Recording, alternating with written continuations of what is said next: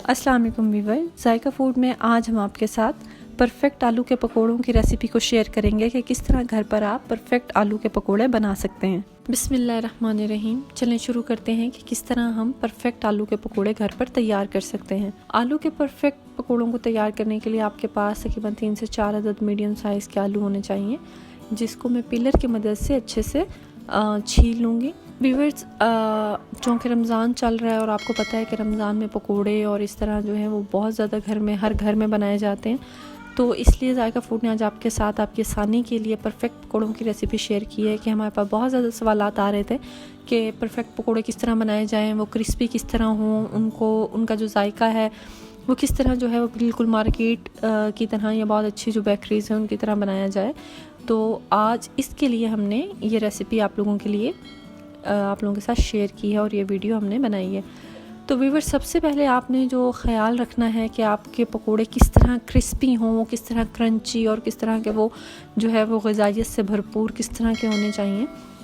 उसके लिए कुछ टिप्स हैं जो कि आपको नोट कर लेनी चाहिए। सबसे पहले आप देख सकते हैं कि मैंने आलू के जो कटलेट्स बनाए हैं उनको जो शेप दी है वो देख सकते हैं आप, वो बिल्कुल एक जैसी और गोल है। और साथ में ही मैंने तकरीबन ना इनको बहुत ज़्यादा मोटा जो साइज़ का आलू जो है वो काटा है और ना बहुत जो है वो बिल्कुल बारीक है। आलू को काट लेने के बाद हम इसके अंदर 2 गिलास पानी और नमक को ऐड करेंगे और इसको इस तरह अच्छे से इस पानी के अंदर आलूओं को हम मैश करने के बाद तकरीबन 10 से 15 मिनट इसको हम छोड़ देंगे। अब एक साफ़ कपड़े के ऊपर हम इन कटे हुए और डीप आलूओं को बारी बारी जो है इस तरह से इसके ऊपर सुखा लेंगे।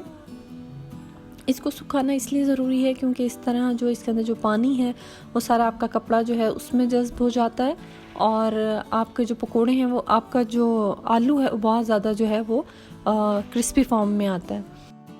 अब आपने 1 कप बेसन और आधा कप जो है वो कॉर्नफ्लोर लेना है।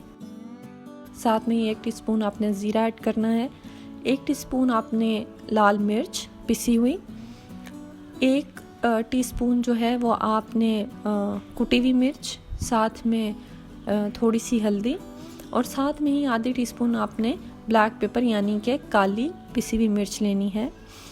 मेरे पास जो है कुछ साफ़ धुले हुए जो है वो धनिया है, वो भी मैंने इसमें ऐड किया है।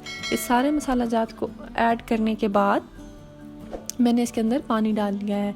नमक मैंने इसके अंदर हस्बे ज़ायका यूज़ किया है, आप अपने घर के मुताबिक इसके अंदर नमक जो है वो डाल सकते हैं। अब इस मिक्सचर को आप अच्छे से मिक्स कर लेंगे। आप देख सकते हैं ये इस तरह स्मूथ सा होना चाहिए। इस टेक्सचर को मज़ीद स्मूथ करने के लिए मैं इसके अंदर जो है गरम 1 चम्मच जो है वो ऑयल का इस्तेमाल करूँगी, क्योंकि इस तरह ये जो टेक्सचर है ये बहुत ज़्यादा स्मूथ हो जाएगा और आपके जो पकोड़े हैं वो आपकी कढ़ाई या पैन में नहीं चिपकेंगे। मैंने आपको पहले ही बताया था कि पकोड़े बनाना मुश्किल नहीं है, पर इसके लिए आपके पास कुछ टेक्निक्स होनी चाहिए। तो इसलिए आप हमारी रेसिपी को जो है वो फॉलो करते हुए इसके तमाम स्टेप्स को गौर से सुना करें और देखा करें। 1 बाय 1 मिक्सचर में जो है वो आलूओं को डिप करने के बाद मैंने इनको फ्राई कर लिया है और अब जो है इसको आप इसकी साइड्स तब्दील कर दें। व्यूअर्स, अगर आपको हमारी वीडियोस पसंद आती हैं तो हमारे चैनल को सब्सक्राइब करें, हमारी वीडियोस को लाइक करें और अपने फ्रेंड्स के साथ शेयर करना बिल्कुल मत भूलिएगा।